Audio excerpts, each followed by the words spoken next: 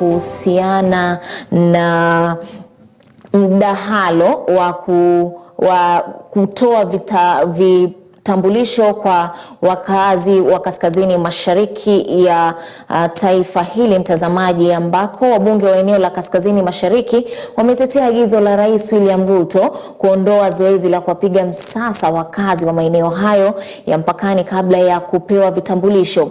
Wakizungumza wakati wa kikao na wanahabari katika majengo ya bunge, wabunge hao wakiongozwa na Adan Keyan wa eneo bunge la Eldas na mwenzake Farham Maalim Kunradhi wameshtumu matamshi ya Kalonzo Musyoka ambaye ni kiongozi wa chama cha Wiper na gavana wa kaunti ya Trans Nzoia George Natembeya kufuatia misimamo yao dhidi ya hatua ya Rais William Ruto kwa jamii za mipakani, wakisema kuwa matamshi ya viongozi hao ni za kuchochea viongozi au za kuchochea Wakenya dhidi ya jamii ya Waislamu ya Wasomali kunradhi. Aidha, waliwataka viongozi hao kuomba msamaha kwa Wakenya na jamii ya Wasomali mtawalia. Hali kadhalika viongozi hao wamekariri kuwa jamii ya kutoka kaskazini mashariki wana haki sawa kama Wakenya wengine, huku wakiongeza kuwa rais hafai kukosolewa kwa hatua aliyoichukua. Viongozi hao walipuuzilia mbali sababu zinazoibua hofu ya kiusalama, wakisema kuwa kama jamii wamekuwa katika mstari wa mbele kwa kuhakikisha kuwa Kenya inasalia kuwa salama. Unequivocally condemn the recent inflammatory, reckless and dangerous divisive remarks made by Governor George Natembeya of Trans Nzoia and Mr. Stephen Kalonzo Musyoka concerning President William Ruto's crucial proclamation on 5th February 2025, which rightfully rescinded and scrapped off the long-standing unjust and discriminatory vetting process long imposed on Kenyans from northern Kenya. The decision to abolish this discriminatory and unconstitutional vetting practice was undeniably overdue and yet profoundly necessary as a corrective measure that reaffirms and protects the constitutional rights of all Kenyans, most notably those from northern Kenya region and other border communities. Article 12(1)(b) of the Constitution explicitly guarantees every citizen the right to Kenyan passport, as well as unfettered access to any registration or identification documents, while Article 27(4) decisively prohibits discrimination on any grounds, including ethnicity, religion, or social origin. These constitutional safeguards are non-negotiable and should never be subjected to distortions of discriminatory procedures. Furthermore, it's crucial to underscore that the President's proclamation was not solely a measure intended for northern Kenya, but rather a far-reaching reform that offers far-needed relief to over 14 border counties across the nation. This includes, unfortunately or fortunately, Governor Natembeya's Trans Nzoia County, which shares a significant border with Uganda, and you all know it. You know the population, you know how it is. One must question Governor Natembeya's apparent refusal to associate himself with the President's proclamation with the border benefits it brings to his own Trans Nzoia County, which shares a vital border with Uganda. Why then has Governor Natembeya chosen to direct his rage towards this positive impact this reform could have on his constituents, but instead unleash a barrage of personal attacks against the pastoralist communities? You can only speculate. Why will you do it? Is it because he is a product of the dreaded provincial administration, or because he has other motives? Why not even support issues that benefit his own county?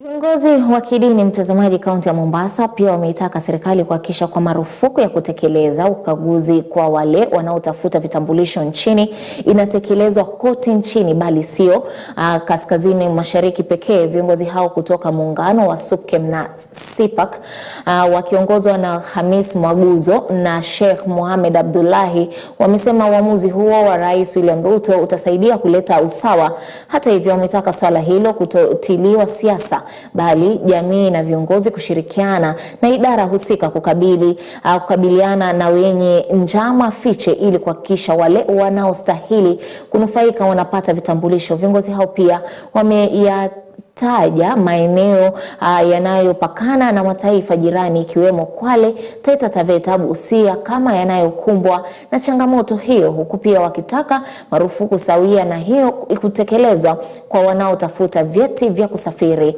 humu nchini. Umebeba makabila yote hapa. Kwa tukizungumza masuala mazima ya haki kwa watu wote, Mombasa ni moja katika gatuzi ambalo linaheshimu usawa kwa watu wote ambao ni raia wa Kenya. Kwa sisi tunasema kwamba yale maeneo ambayo yalikuwa yameathirika katika masuala mazima ya vetting, labda Kwale kule Lungalunga, Lamu kule Kiunga, boda kule ya Busia, nafikiri imekuwa ni mwanzo mzuri kwao pia, kwa kauli ya kwanza na kauli hii ya juzi kwa wenzetu North Eastern. Nafikiri pia hii itakuwa kwa sehemu zingine pia itaweza kupunguza kero za watu wengine kupata stakabadhi muhimu ambayo ni kitambulisho na zile zingine. Na saha yangu ni kwamba viongozi baadhi ya kisiasa wasitumie nafasi hii kwa kujipigia debe, kwa kutumia maneno ambayo kwamba si ya busara. Na ndugu zetu wa North Eastern, gavana wao alizungumza tu wazi juzi kwamba tukizungumzia kwamba eti tukiacha kufanya vetting itaweza kusababisha kudodoresha usalama wa nchi, kwa sababu moja katika asilimia kubwa ya ndugu zetu wa North Eastern wao ndio washukiwa wa masuala mazima ya masuala mazima ya ugaidi. Lakini hii si sawa. Kuna Wakenya North Eastern katika Mandera, Wajir, Garissa ambao they are genuine citizen of Kenya, wanahitaji hii.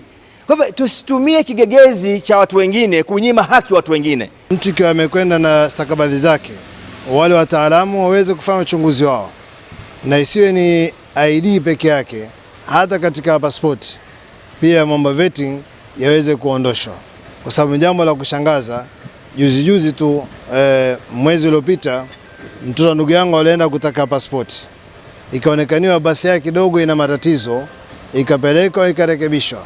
Lakini la kushangaza ni kwa baada ya shapeleka bathi yake na iko sawa, akaambiwa walete bathi za ndugu zake wote. Na tukitoka huko Mombasa tuelekee moja kwa moja hadi katika kaunti ya Migori ambako gavana wa kaunti hiyo Chilo Ayako amekosoa kamati ya kudumu ya Seneti kuhusu fedha na bajeti kwa siasa katika uchunguzi wa madeni ya kaunti hiyo. Akizungumza na wanahabari, Ayako alilalamikia kutoruhusiwa kuandamana na kamati hiyo kutembelea miradi iliyo tayari, akidai kuwa hatua hiyo imeathiri usawa wa uchunguzi huo. Kamati hiyo inayoongozwa na Seneta Boni Khalwale ilieleza kuwa ni maafisa wa idara mbalimbali pekee waliopaswa kuandamana nao katika ziara ya miradi kama soko la Kehanda na Kehancha, Uriri, TVC na soko la Marindi, huku gavana akiachwa nje. Katika majibu yake, Ayako alisisitiza kuwa yeye ndiye mwenye dhamana kuu ya masuala ya kifedha ya kaunti, hivyo anapaswa kuwajibika kwa maamuzi yote yanayohusu fedha. Alitoa wito kwa kamati hiyo kuhakikisha uchunguzi unafanyika kwa haki na uwazi. We have come here to oversight the governor of Migori, His Excellency Chilo Ayako. We have come here to oversight implementation of projects, delivery of service, and failure to pay for services delivered to the county government of Migori. There are several projects and several pending bills to the tune of 1.7 billion shillings.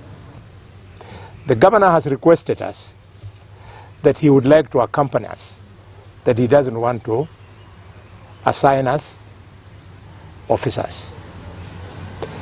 I am together with the Senate Legal Department and the clerk. After I have presented the request of the governor to them, they have advised us that that would be unprocedural if we are coming to oversight the governor.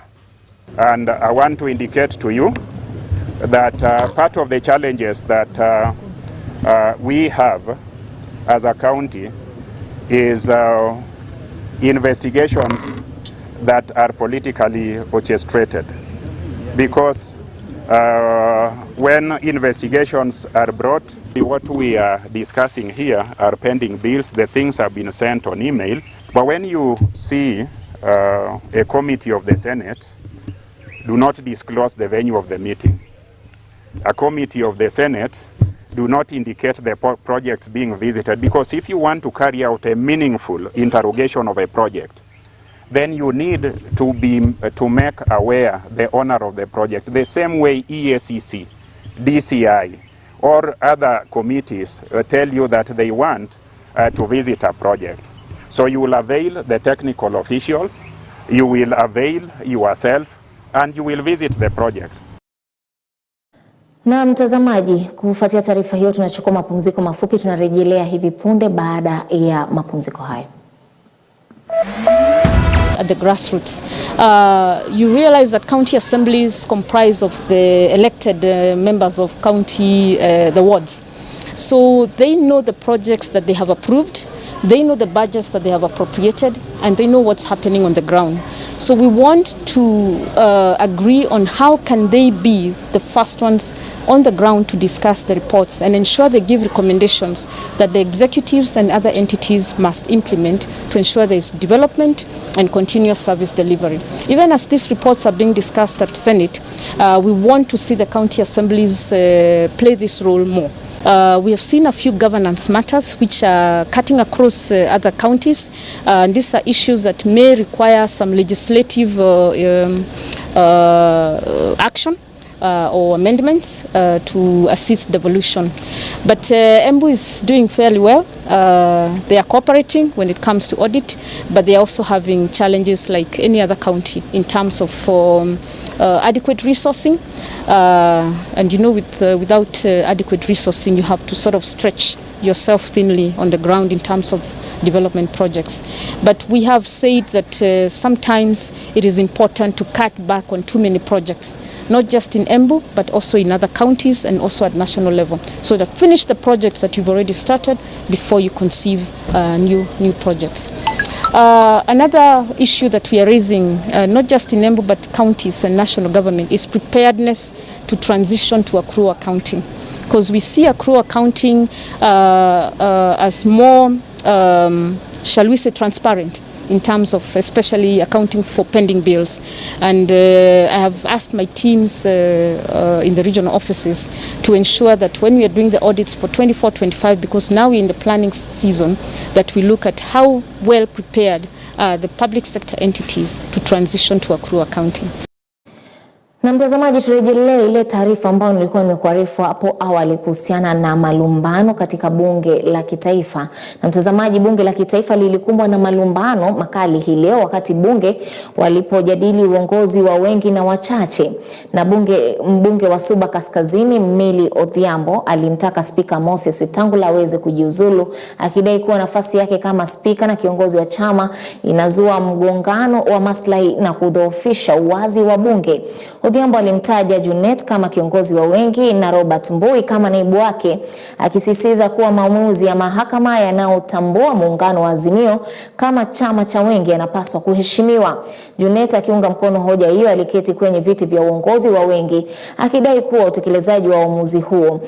Hata hivyo, wabunge wanaounga mkono serikali na wanaoegemea mrengo wa Kenya Kwanza walipuuzilia mbali uamuzi wa mahakama, wakidai kuwa ulicheleweshwa na uwezi kubadilisha uongozi uliopo bila mchakato rasmi wa wabunge nje inayoongozwa kuamuru jinsi shughuli za bunge zinavyoendeshwa. Occupying our space, Mr. Speaker. Why can't they just move to their side? Order, Robert Mbui. As the majority party whip of Azimio, today handed over to your office a copy of that decision of the High Court with a letter that we are giving you our, according to the standing orders, our my majority leader as Honorable Junet Mohammed